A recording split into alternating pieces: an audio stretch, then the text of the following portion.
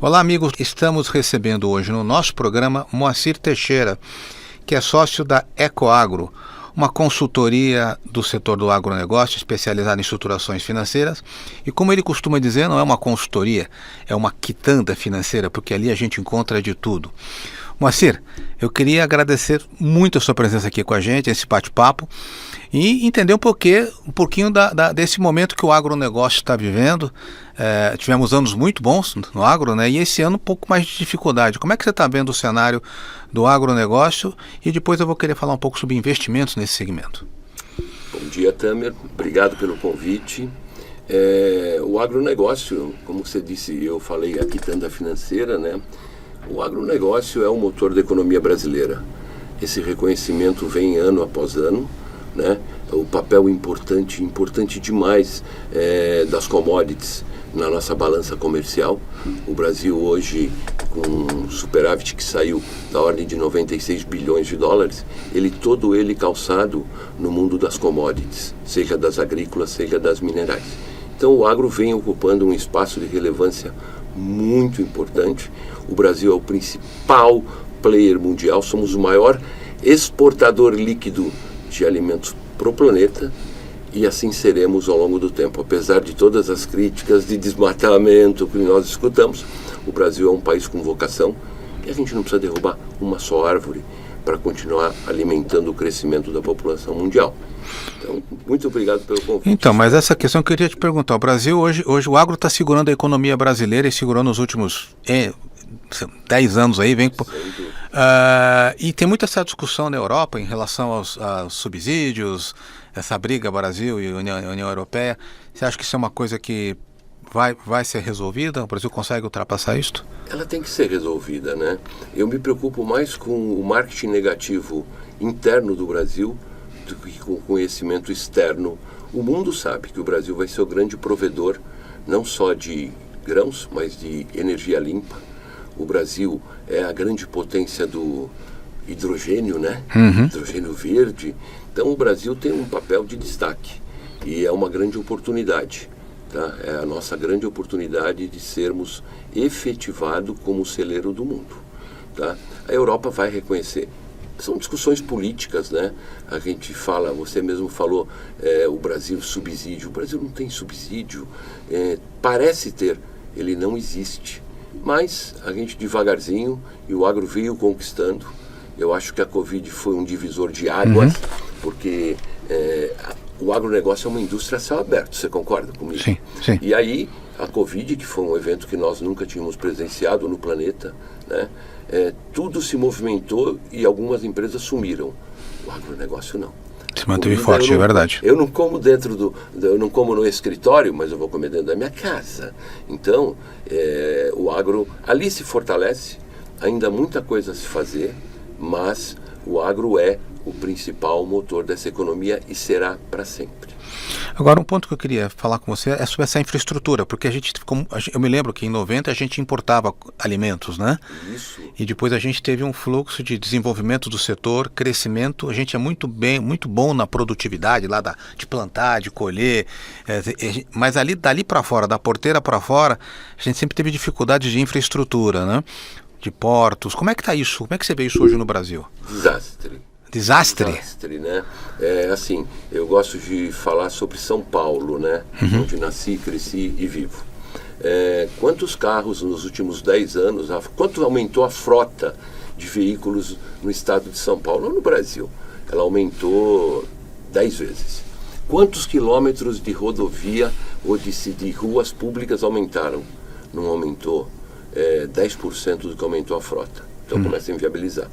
Você foi muito feliz. O Brasil era importador de alimento nos anos 80, 90. Isso. Lembra quando dava uma crise, o trigo, o pãozinho? Lembro. A inflação de 85. A crise na Argentina lá, o pãozinho vai encarecer aqui, né? Tá aquela loucura. E era o impacto, né? E a gente, através de um desenvolvimento... Eu acho que tem uma coisa muito importante. Por incrível que pareça, aí é uma opinião, como que o país dá certo, né? E a agricultura deu certo. Independente da ideologia de governo, o Ministério da Agricultura, ele sempre foi algo diferenciado. Por que eu falo isso? Eu tive todas as espécies de governo que você puder imaginar. A gente teve Fernando Collor, Fernando Henrique, tivemos Lula, tivemos... Lula 1, Lula 2, Dilma, né? E Bolsonaro. Só que os ministros da Agricultura, eles não faziam política de governo. Eles faziam política de Estado. Faz toda a diferença. Faz toda a diferença, né? Você lembra bem, e você conhece o mercado financeiro nos anos 80, 90, a criação do mercado futuro. Sim. Quanto a gente lutou, e a gente luta ainda, né? A gente não conseguiu implementar. Mas foram se criando estratégias, foram se criando oportunidades, independente do governo. Eu gosto de... Roberto Rodrigues foi ministro no governo Lula. E era um dos principais ministros do Lula. Isso. Lula adorava ele, né? E o Roberto é uma pessoa encantadora. E Bolsonaro teve Tereza Cristina. Sim, muito bom também. Ela vai ser um ícone, alguns anos de reconhecimento. Ela fez um trabalho maravilhoso. E ali foram se criando estruturas que permitissem que o mercado participasse ativamente. Então isso, para mim, é algo que foi muito importante. Eu fui feliz de ter a oportunidade de conviver esses anos todos nesse mundo do agronegócio. Uma coisa que você falou é interessante, quer dizer, porque a gente discute muito o Brasil, as eleições acontecem, vem um novo governo e faz política de governo, não faz política de Estado, como você falou. Política de Estado é aquela que tem longo prazo, aquela que você faz não olhando para 4 anos, mas olhando para 30, para 40 anos, né? E eu acho que o agronegócio teve uma política de Estado. Quer dizer, então, independente do governo, quer dizer, se traçou uma fase de vamos crescer, vamos corrigir as deficiências, e hoje a gente está colhendo esse resultado, né? E aí eu queria te perguntar como é que o agro, e aí é um pouco do teu olhar, da questão do agro, da produção, com o sistema financeiro. Porque antigamente, nós que somos um pouquinho mais vividos, não muito mais vividos, tinha aquela frase, planta que o João garante, né? Isso. Não é isso, né? Planta que o João garante, né? O João era o presidente da República, né? Que tinha que garantir a compra da safra, tinha uma presença do Estado muito grande, né? E como é que funciona hoje essa questão da produção conectada com o negócio, financiamento, como é que está isso hoje no Brasil? Então, você foi feliz, né? O João, plante que garante, e também tinha uma expressão, né? A expressão do Vampeta, que jogou no Flamengo. Jogou no Corinthians, foi campeão do mundo pelo Corinthians, como é que é Flamengo? E aí ele não recebia o salário, né? Então ele falou, faça como eu finjo que jogo e eles fingem que me pagam, né? E era um pouco isso, quem financiava a agricultura brasileira era especificamente o Banco do Brasil, né? E todo mundo se falava, o produtor toma dinheiro no Banco do Brasil para não pagar. E isso não é verdadeiro. Isso era uma história, né? O agronegócio brasileiro, no passado, nos anos 90, ele era financiado com recursos direcionados. O depósito à vista, a gente teve uma inflação, quantos períodos de inflação, quantos planos econômicos. Então, esse depósito, o dinheiro ficava nos bancos, isso gerava recursos, e o governo, através da política fiscal ou política que ele definia, esses recursos se direcionavam para financiamento da atividade agrícola, tá bom? Muito bem, só que a gente cresceu. Hoje, quanto que eu produzo? Uma safra de 300 e poucos milhões, eu quase era importador há tempo atrás. Da onde sai esse recurso? O governo não tem dinheiro. O Estado brasileiro é um Estado que não tem dinheiro nem para investimento, qualquer que seja o setor. É verdade. Qualquer que seja o setor. Né? Tem dinheiro para pagar salário, o expansionismo, e aqui não é crítica, é constatação. Então, os recursos teriam que vir. O agronegócio é capital intensivo. Eu tenho que plantar, eu tenho que colher. O produtor, ele se capitaliza na colheita. E ele precisa de recursos para implantar o custeio, o químico, o fertilizante, a semente e o prazo de maturação da safra, né? Então, o mercado de capitais e o mercado financeiro começa a olhar e começa a participar do financiamento. Apesar que, voltando lá para trás, nós dois, né, como você falou, os bancos nunca gostaram de emprestar dinheiro no Brasil. Não se empresta dinheiro no Brasil para crescimento. A gente tinha um governo, você lembra de Bolsonaro, quando fez a moratória brasileira, né? E aí a gente não tinha acesso a capital externo, o governo precisava se financiar, era a famosa política do Open, quando eu trabalhava nas mesas de operação. Então, o dinheiro não migrava para a produção, migrava para financiar a estrutura. Então, os recursos não... E até hoje, viu, a gente tem uma concentração de bancos, tá certo? Então, o dinheiro chega muitas vezes para grandes empresas através dos grandes bancos. Mas a pequena e média não tem acesso ao crédito hoje, né? Tem muito pouco acesso. E é uma coisa engraçada, Moacir, porque é muito comum você ver empresário falar assim, ele mostrar aquela indústria maravilhosa, e ele fala assim, eu construí isso aqui tudo sem pegar um tostão em banco. Né? É verdade. Quer dizer que ele põe isso como o que não é natural, né? O natural é que ele se financie com uma taxa que seja pagável, né? Sim. Com um prazo que ele consiga cumprir e falar, olha, eu construí isso aqui com crédito, com... E aí entra você um pouco nessa história, né? Entra um pouco você aí com a Ecoagro, quer dizer, dando crédito, criando ferramentas para que isso possa acontecer. Queria entender qual foi o momento da tua vida que você falou, poxa, tem uma oportunidade aqui nesse setor do agronegócio que eu acho que eu consigo surfar essa onda aí. Foi muito engraçado. No século passado, né, 1998, eu fui convidado para participar da criação de um banco. Estava nascendo um banco cooperativo, de cooperativas de crédito, cuja sede era Brasília, era o Bancop. Bancop, conheci o Bancop. Conheci não, eu ouvi falar do Bancop, eu não era da minha época. E aí, o que acontece? Eu vim do mercado financeiro, sempre trabalhei em tesouraria de banco, e aí fui olhar, conhecer, eu não conhecia a cooperativa de crédito e também não conhecia o agronegócio. Tá? Eu não tinha noção do que era aquilo. Bom, fui para o banco, a sede de Brasília, era um banco de 10 milhões de patrimônio, hoje são bilhões, né? E montar uma estrutura de 1.200 cooperativas que teriam a conta reserva centralizada. Um grande desafio, foi ótimo, né? E um dos movimentos, uma das cooperativas me pede, olha, não quero pagar juros. Eu olhei para o camarada e falei, tá bom, o que você precisa, né? Ele falou, quero pegar uma quantidade de dinheiro e quero pagar o equivalente a sacas de café. Era uma cooperativa de Franca. Ele quis atrelar os juros à quantidade de café, é isso? Café. Entendi. Ele pegava um capital, porque ele não entendia, ele queria testar. Tá bom, era a praia que eu conhecia, né? Eram os mercados derivativos e o café era o principal mercado até hoje, né? Sim. Por incrível que pareça, é a única commodity que quando é feriado no Brasil afeta o mercado de Nova York. Sim. Então, tá bom, eu vou olhar, vou entender e falo para você. Fui para o mercado que eu gostava, vi o preço do café. Você não entendia nada de café? Absolutamente nada. Eu nunca tinha visto uma saca de café? Não. Eu tive um problema, né? Eu namorava e um dia fui convidado para ir para uma propriedade no interior da família dela. E fui eu, e quando cheguei lá no caminho, na estradinha de terra, eu olhei meu sonho era comer uma melancia no pé. E aí eu olhei uma grapefruit, que é aquela laranja grande, sabe? Sei. E aí eu pedi autorização para pegar a melancia no pé. E virei motivo de riso até hoje. Então esse era o meu conhecimento de agronegócio. Tá mal o negócio. Tá feio, né? Bom, lá fui olhar os mercados, e aí eu tive uma surpresa. Olhei o mercado de café, era referenciado em dólar. Olhei o mercado futuro de dólar, fiz a conta, ele queria 1 milhão e queria me pagar 100 sacas de café. Aquilo me rendia 400% do CDI.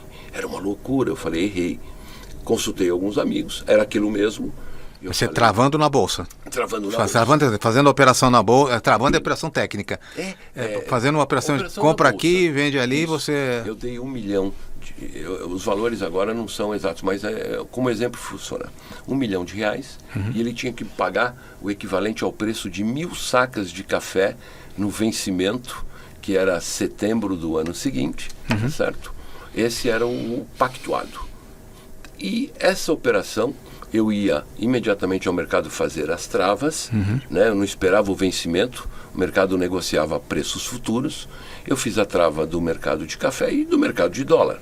Com isso, eu transformei a operação num determinado A trava para o nosso telespectador é uma operação onde ele garante o preço, quanto vai ser o preço lá na frente, é isso? Isso. Você garantia hoje quanto é ser o preço do dólar lá na frente e quanto é ser o preço do café lá na frente. Então você não estava correndo risco. Eu não tinha mais risco. O meu único risco eram as oscilações temporais, tá? Que eu tinha que depositar margem ou receber margem. Tá. Mas a operação estava travada. Eu vendi café lá ao preço de 1.450 e contra um preço de 1.000 eu tinha uma taxa de juros. Tá.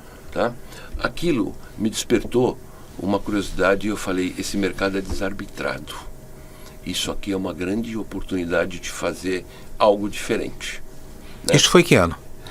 O ano de 2000. 2000. 2000. Só que tinha um problema. Essa operação, ela não era viável para o mercado financeiro. Por quê? Aquela CPR era uma CPR física. Não existia outro título. Tinha entrega a física, tinha entrega da mercadoria. Entrega da mercadoria. Então, o mercado financeiro tinha um medo, né, que vários bois fossem lá na BMF. Antônio Prado ali no centro, entregar boi na praça.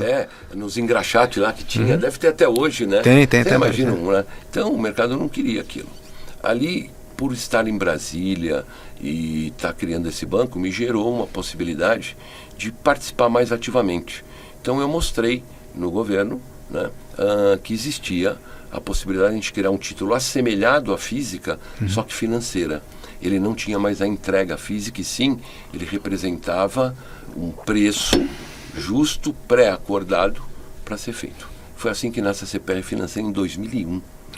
2001. Que foi a precursora dos títulos que a gente está vivendo hoje, os LCA, os CRA. Hoje.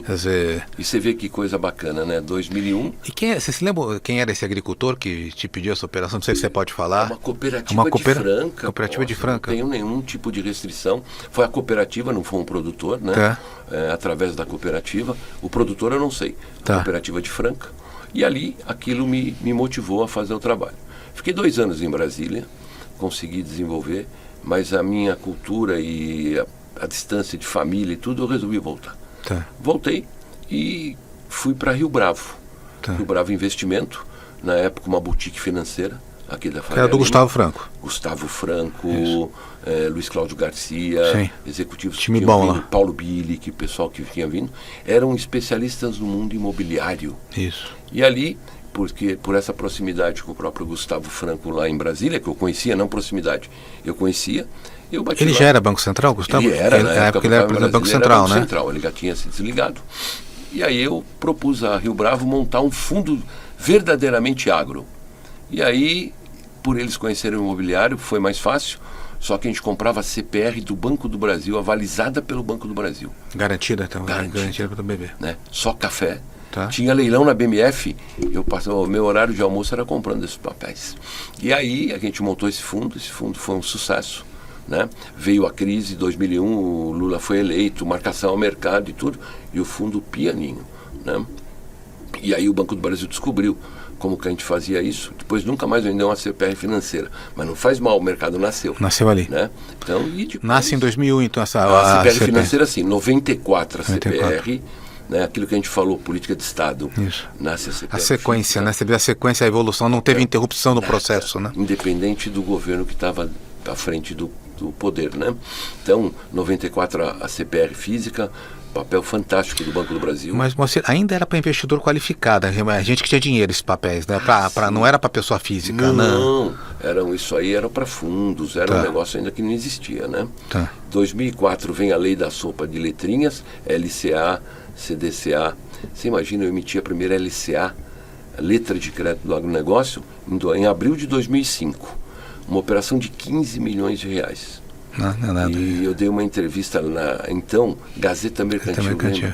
E... A Vera Brandmart que você deu a entrevista? Não? Agora não Deve ser que ela era editora de agro. Ela era editora de agro na Gazeta Mercantil. Mas foi muito interessante.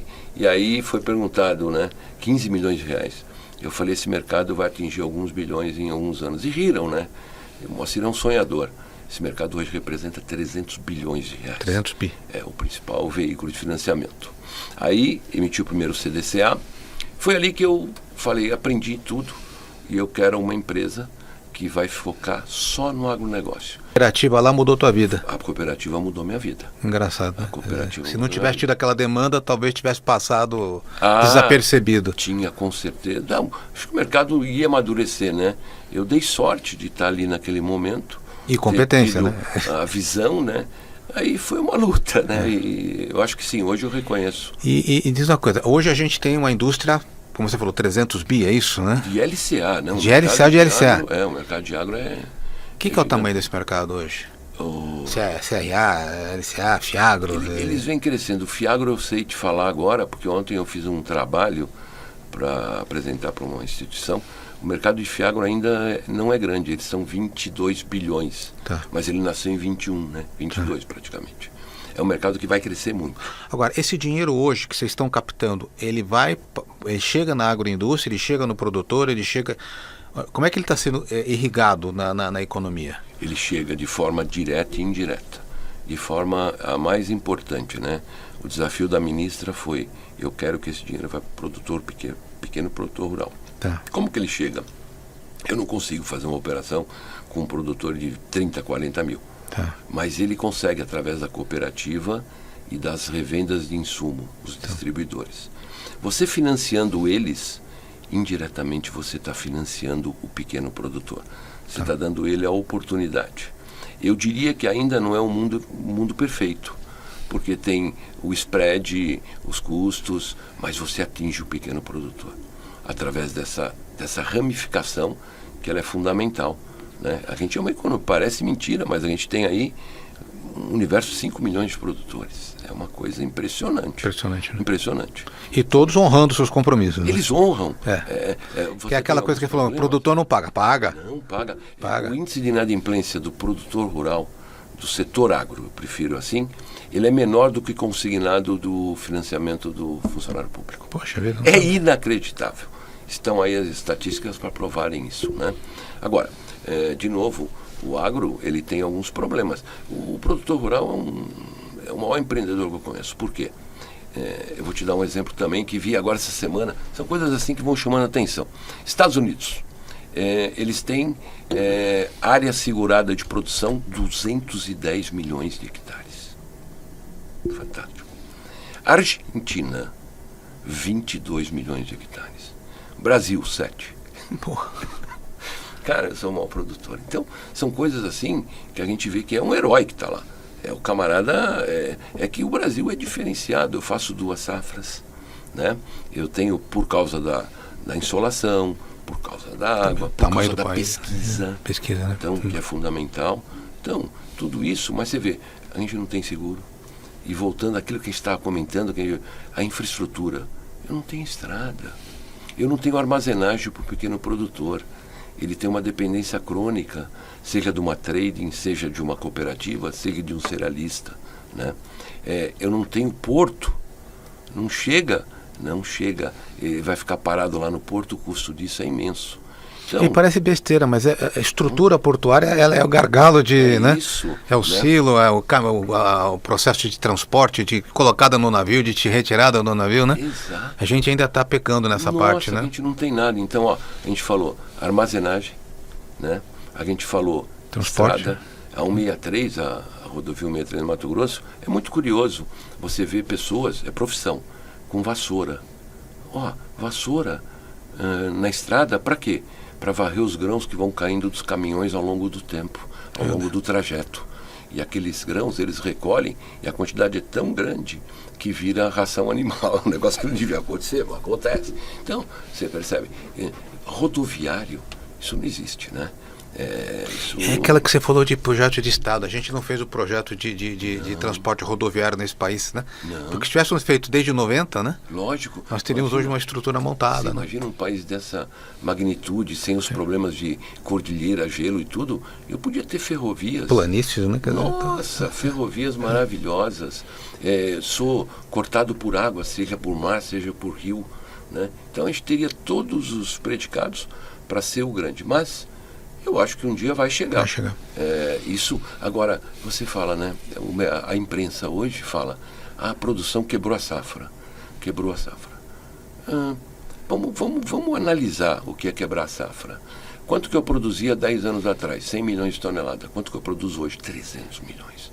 Eu cresci mais que a China, comparativamente em crescimento de produção, crescimento econômico. Esse ano eu saio não vou estar nas 325 milhões, vou produzir 300, 290.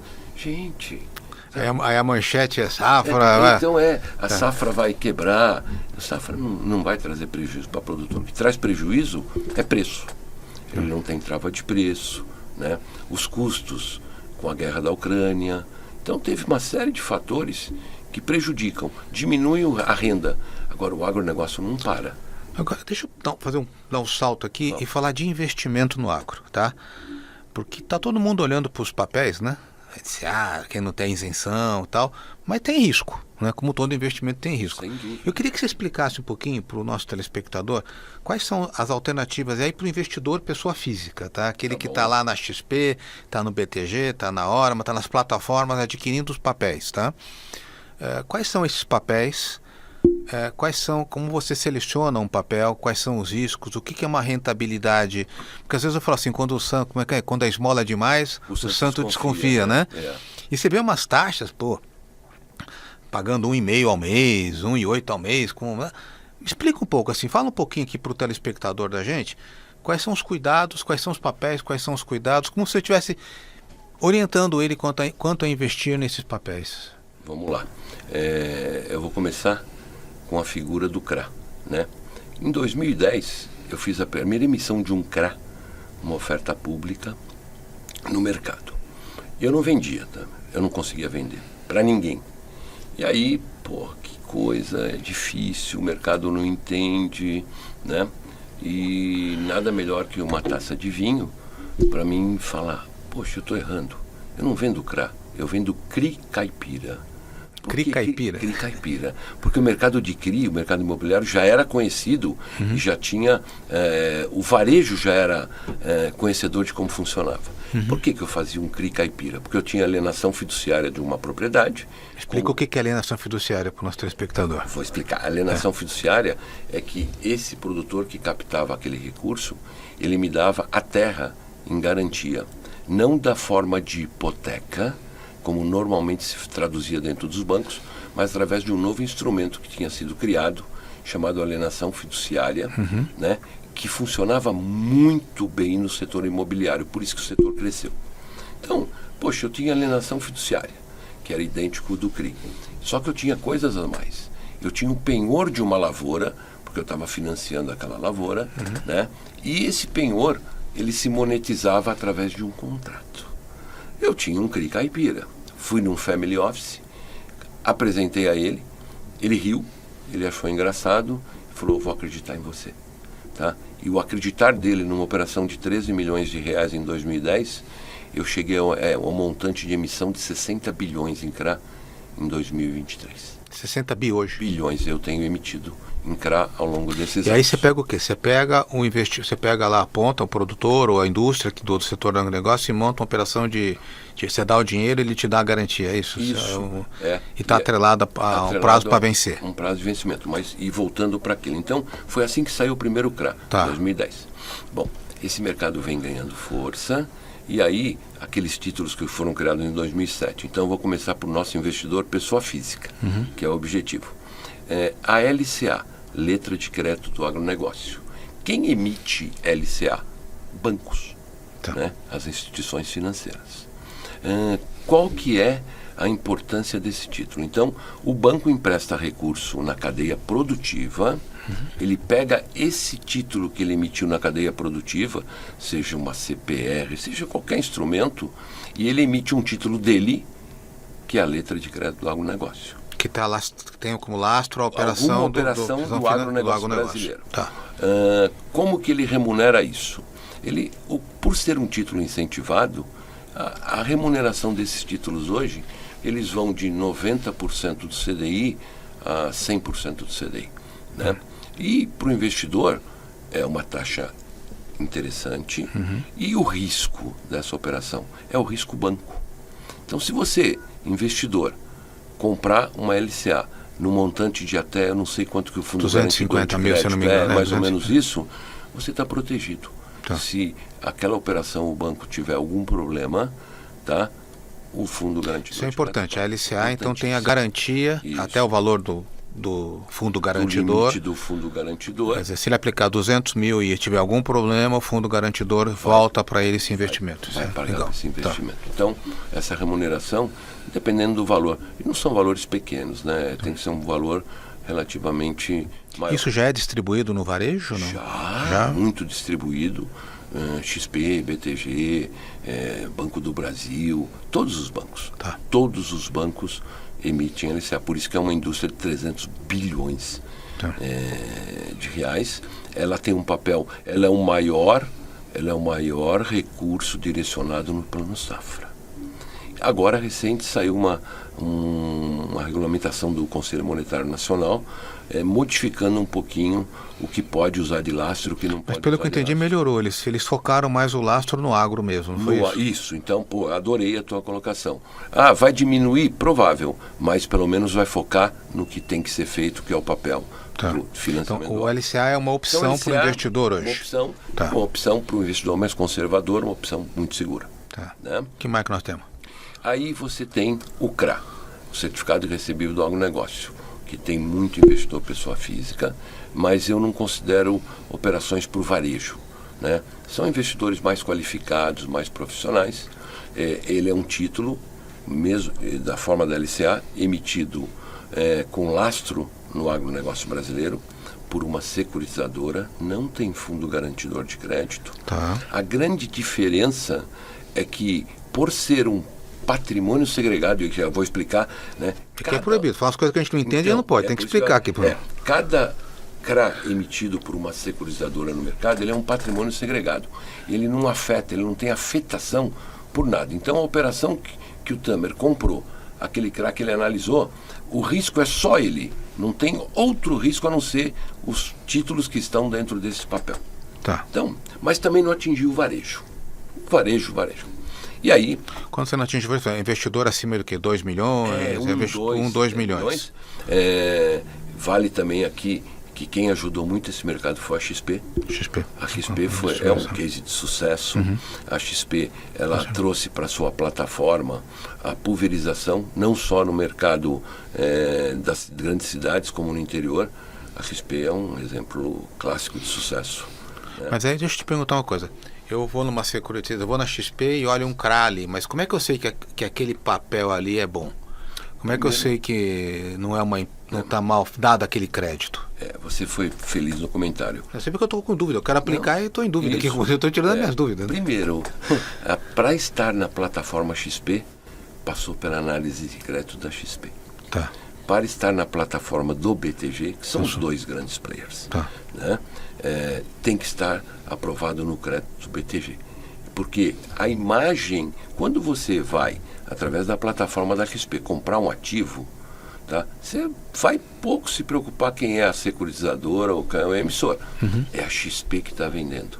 Então a imagem da XP é que está na frente. Mas a XP faz a avaliação das empresas que estão emitindo. Quer dizer, não é qualquer um que vai colocar o produto dele ali. De jeito nenhum. Tá. Então essa é a forma de você conseguir. Por isso que eles foram tão felizes no sucesso nessa pulverização. Tá. E aí... E rentabilidade do CRA é maior? A rentabilidade do CRA é um título isento também. Ele é um pouquinho maior. Ele é um pouco maior, sim, porque você tem rentabilidade baseada em risco, né? Tá. Isso é uma coisa sempre natural. Bom, e aí eu achava que faltava ainda um título e a ministra, para mim, é fantástica. Tereza Cristina. Essa mulher vai ter história. Daqui 20 anos eu não tenho a menor dúvida que essa mulher tem história. Então eu conheço ela há muitos anos e eu falei, vamos democratizar o crédito. Como? Eu vou dar ao investidor a oportunidade de ele ser remunerado a uma taxa igualzinho de um investidor que aplica 3, 4 milhões. Se ele tiver R$1.000, ele vai ganhar igual um indivíduo de 4. Como é que você faz isso? Não é possível. Como que a gente faz isso? Através de um fundo de investimento. E que fundo é esse? É o famoso FIAGRO. E o que é o FIAGRO? É a cópia do fundo imobiliário, do FII. Né? Então, esse fundo é um condomínio de cotistas, onde ele compra ativos no mercado, e esses ativos é que compõem a remuneração do fundo.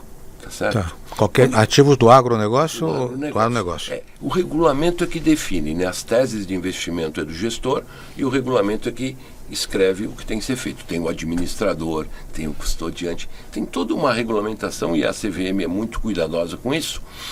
Você consegue fazer. E aí ela falou, quero ver. Eu falei, cria o produto que eu te provo. E assim nasce o FIAGRO. Quando foi isso? Novembro de 2021. Agora bem recente. Um pouquinho no finalzinho. No meio da pandemia. Pós-pandemia. Pós-pandemia, né? Pós-pandemia. Tá com a pandemia acabou em 20, né? Em 20, 21. E aí nascem os fundos. Então, é um condomínio, ele compra os ativos, nesse caso os fundos imobiliários, né? Tem os FIIs, tem os FIAGROS, FIDICs, tem os FIAGROS, FIPs, mas a gente não vai entrar nessa agora, vamos ficar focado nesse fundo de investimento. Então, esses fundos compram ativos, eles normalmente pagam dividendos mensais. Hoje dividendo é um pagamento, remuneração do fundo. Tá? E o que mais me agrada, você, se tiver uma necessidade de liquidez, você sabe que o mercado secundário no Brasil, o mercado secundário é quando você precisa vender um ativo que você tem posse, você tem que ir a mercado.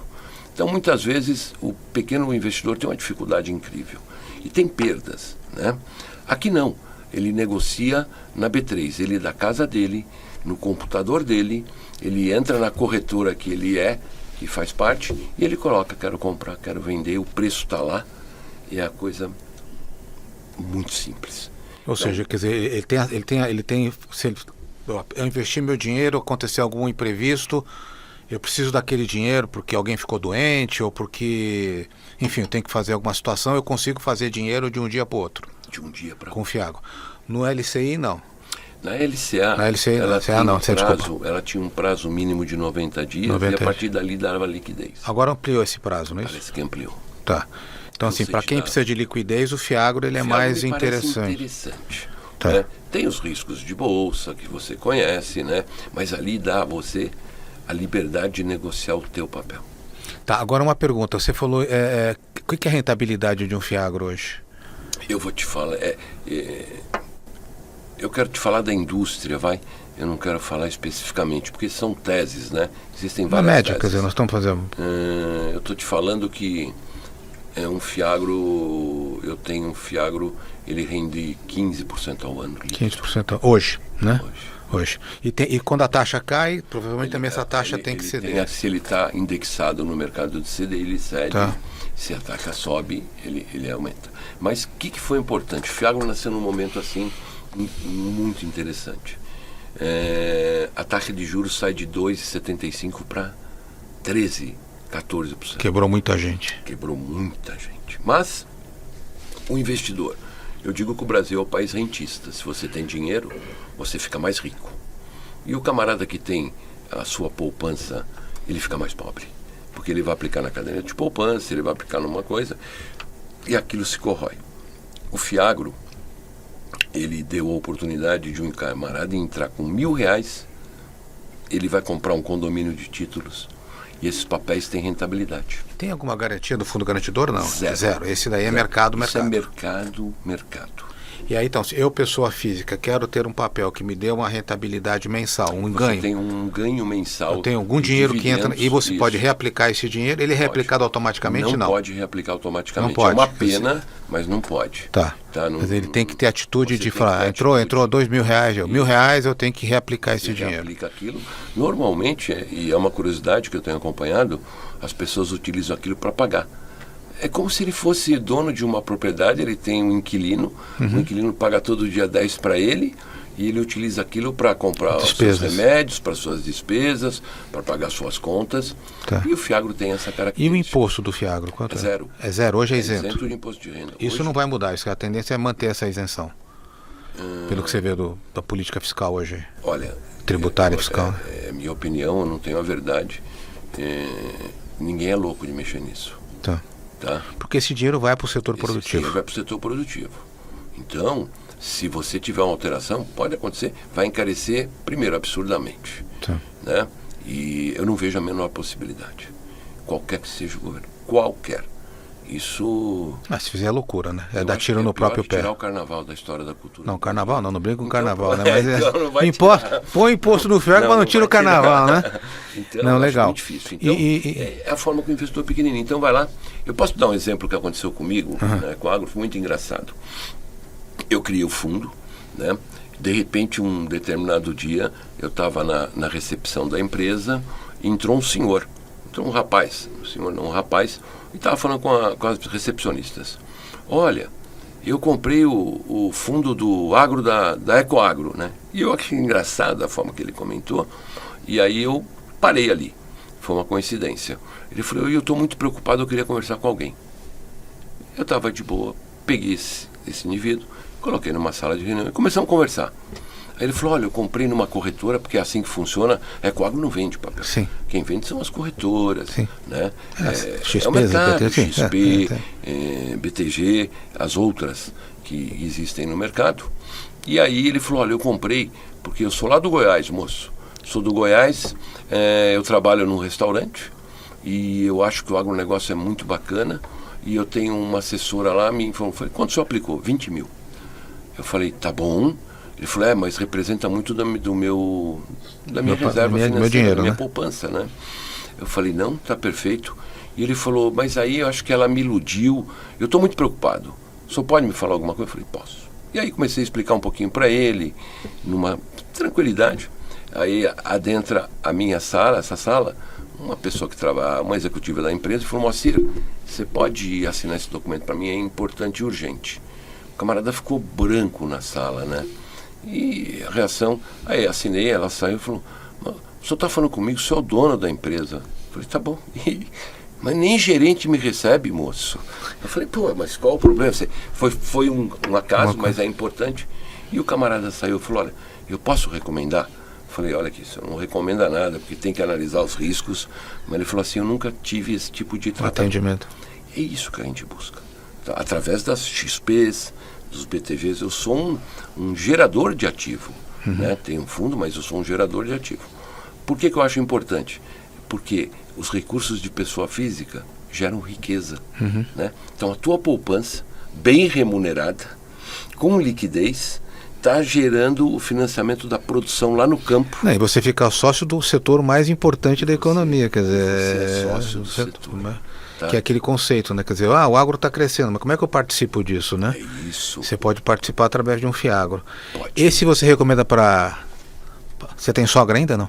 Se eu tenho sogra? Tenho. Você recomenda para sua sogra fazer investimento no FIAGRO? Com certeza. Então tá bom. Mas não, eu não estou dando... Você gosta da sua sogra? Eu adoro minha sogra. Então tá bom. Então... Eu adoro, mas eu não estou recomendando o FIAGRO e a Ecoagro. Aqui eu queria tirar a palavra Ecoagro. Tá. Eu quero falar da indústria. A indústria, FIAGRO. Vamos falar da indústria. Tá. Tenho preocupações. Né? Muita gente nova entrou no mercado. Tá. E o agronegócio é um mercado complexo. O Brasil é um país com culturas diferentes, né? Então eu entendo que tem que se analisar muito bem. O que eu recomendo para os investidores, pessoas físicas, é que através das suas corretoras conheçam os diversos, são mais de 42 FIAGROS hoje, e vão crescer mais, que olhem muito bem a tese, que olhem muito bem os ativos que compõem a carteira e que se eles fazem sentido na visão desse pequeno investidor. Mas então, e na visão eu da acho que é corretora. importante, Moacir, você até alertar isso, porque as pessoas olham muito rentabilidade, né? Sim. Pô, tem uma aplicação lá que está rendendo 1,5. Pô, ok. O que está nessa aplicação? Isso. Qual é esta empresa? Isso. Quem está gerando esse produto? Porque aí depois dá um problema, né? E sim, toda indústria que cresce tem gente boa e tem gente ruim. Tá, o governo já deu uma trancada, já deu uma... com essas medidas que eles adotam, mas acho que você está colocando não se iludir só com a rentabilidade. Não, nunca. Tá. Nunca. É uma rentabilidade, até assim, hoje o mercado de agro ainda é desarbitrado. Mesmo os grandes investidores, que são grandes investidores institucionais, fundos de pensão que não aplicam no agronegócio, isso é uma vergonha. É uma vergonha isso. Mas fazer o quê? Esses caras seriam os grandes financiadores. Olha para os Estados Unidos, olha para o Canadá, olha para a Europa. Né? Tem alguma recomendação que proíbe eles de investir ou é cultural? É cultural, são problemas do passado. Então, eles só podem investir se a operação tiver rating de agência internacional. Isso é uma loucura. Tá. Mas, enfim, vai ser um mercado grande no futuro. Né? Vai ser um mercado grande no futuro. Mas, o que eu acho que o papel muito importante de XP e BTG, né, que eu estou falando para você, eles ajudam o pequeno investidor, e eles indiretamente, porque tem as assessorias de investimento. Sim, que os agentes autônomos afora, todos, né? Os agentes autônomos, né? Então tem o pequeno investidor, o agente autônomo, que é o representante dele, linkado na plataforma de um BTG, de uma XP. Outras casas começam a fazer, mas esses dois... Mas quais são as perguntas que o investidor não conhece? Quais são as perguntas que o investidor tem que fazer ao procurar um Fiagro? Quais são as 3, 4 perguntas que ele tem que fazer para a gente, que ele tem que checar? O que ele tem que checar ali? Falar assim, ó, eu tenho esses 42 Fiagros que você falou. São vários. Quais são as perguntas que o investidor precisa se fazer e fazer para o seu agente autônomo para falar, legal, dá para investir aqui? Eu vou te falar como investidor e de varejo. Primeiro, histórico de performance. Tá. Qual que é o histórico de performance desse fundo? Então, o fundo tem... Os Fiagros são recentes, né? Eu vou usar o imobiliário. Há quantos anos existe o fundo, né? Esse fundo, qual a tese de investimento dele? Aonde ele aplica, né? Qual que foram os dividendos pagos ao longo do tempo? Qual o valor da cota negociada no mercado? Essas são as perguntas básicas. Né? Quem são os gestores? Os gestores. A figura do histórico gestor, dos gestores também é importante saber. Então, essas informações, o assessor ou agente autônomo, ele deveria, né, passar para esse investidor de varejo, dizendo o seguinte, e eu vou para os Fiagros, são operações de crédito. Tem operações risco. de crédito tem risco. A palavra não existe risco zero. Tá. Né? Americanas está aí para provar. Mas não tem risco zero nem título público.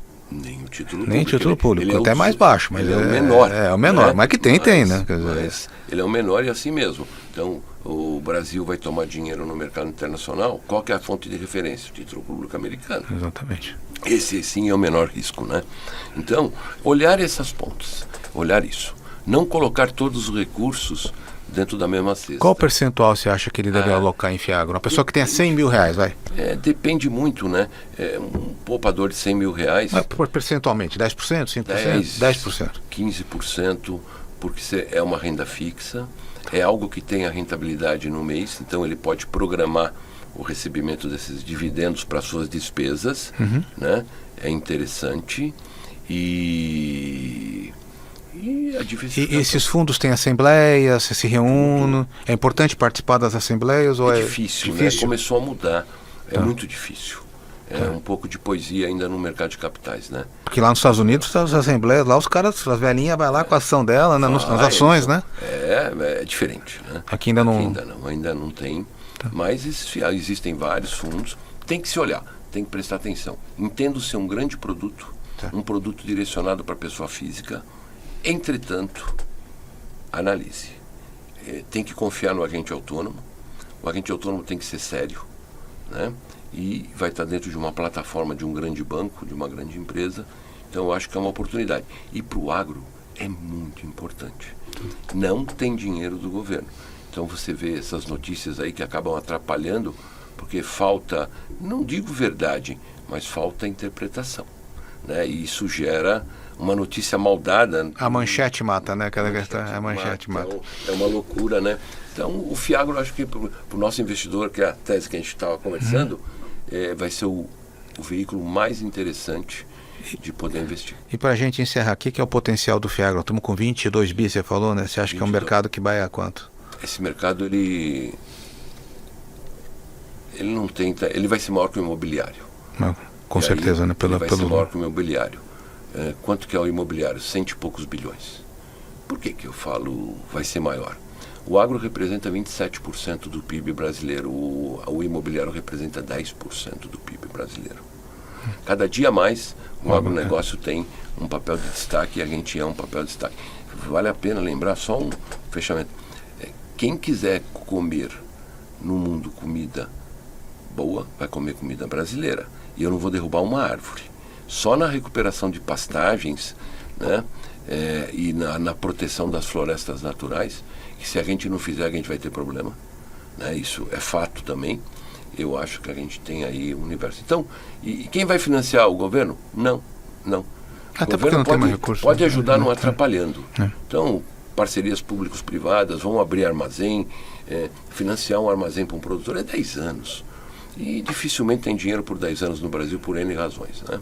Então, acho que é isso, tá? Acredito, recomendo, mas analise muito bem o que você está fazendo, tá? Faz a conta comigo, só para a gente fechar. Eu sei que o teu tempo, o papo está gostoso. Na internet aqui não tem tempo. Vem fazer mais programa depois aqui. Vendemos uma propriedade. Se vendeu a tua propriedade, você vendeu ela por, vamos pôr, 500 mil reais, vai? vamos fazer a conta, 500 mil. Propriedade de 500 mil. Era um imóvel. Um imóvel de 500 mil, você tinha ele alugado para alguém, tá certo? Quanto você recebe de aluguel? 0,5%. Então a gente está falando de R$2.500. Isso. Né? Se você pegar os 500 mil e aplicar num fundo com essas características bem analisadas, bem estruturadas, 15% são 15%, 500 mil, 10%, 50, 75 mil anos. 75 mil anos, que dividido por 12, 6.250, comparado com os 2.000. Sem imposto. Sem imposto. Acho que é esses. Mas tem que ter cautela, não vai quer dizer, avalia, vê, entra na XP, fala com o seu agente autônomo, tal, entre em alguns fundos, não ponha todo o dinheiro na mesma conta, e nunca, isso independente de quanto você tem, não importa se 20 mil para você pode ser muito mais importante que 1 milhão ou 10 milhões para um investidor profissional. Aquilo vai te machucar na tua poupança. Não, perder R$1 já fico bravo. Pô. Então, maior carinho. O pessoal pergunta, como é que você fala? Sou conservador. Moacir, queria muito te agradecer, o papo foi ótimo, a gente conversou, acho que deu para esclarecer bem essa indústria de investimento, mas a gente pode bater só detalhando um pouquinho mais os tipos de fundos, as teses de investimento, como você falou, acho que a gente pode até evoluir um pouquinho nessa conversa. Queria te agradecer muito, cara, e ficar o convite para uma próxima oportunidade. Eu que te agradeço. Obrigado. Abração, cara. Estou à disposição. Falamos com Moacir Teixeira, diretor e sócio da Ecoagro. Falamos hoje sobre agronegócio, investimentos no agro, FIAGRO. Espero que vocês tenham gostado e a gente se vê numa próxima oportunidade.